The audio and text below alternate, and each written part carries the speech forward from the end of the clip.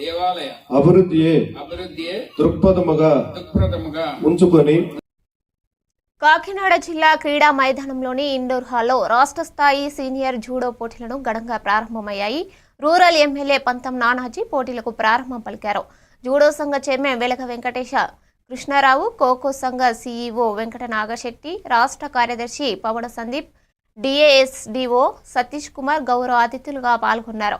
కాకినాడ జిల్లా జూడో సంఘ కార్యదర్శి టీవీవి రమణ ఆధ్వర్యంలో 2 రోజుల పాటు జరగనున్న ఈ పోటీల్లో 25 జిల్లాల నుంచి 300 మంది క్రీడాకారులు పాల్గొంటున్నారు. బాలుర, బాలికల విభాగాల్లో చేరే 7 వెయిట్ కేటగిరీల్లో పోటీలు జరగనున్నాయి.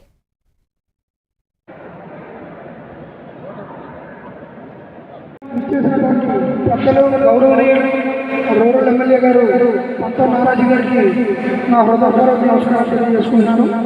అలాగే ఈ స్పోర్ట్స్ ప్రతి మనిషికి కూడా జీవితంలో ఒక భాగస్వామి కావాలి. ఎందుకంటే మనకి ఆరోగ్యమే మహాభాగ్యం. వారు ఒక మంచి సందేశాన్ని ఇప్పుడే దైవ విజయవంతంగా ముందుకెళ్ళి నేషనల్స్లో ఆంధ్రప్రదేశ్ నుంచి గుర్తింపు పొందే విధంగా ముందుగా కావాలని మరి అనేక పనులు ఆహ్వానాన్ని ఎంతో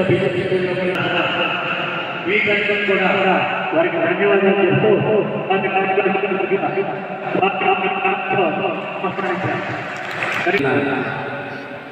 పెద్దలు అలాగే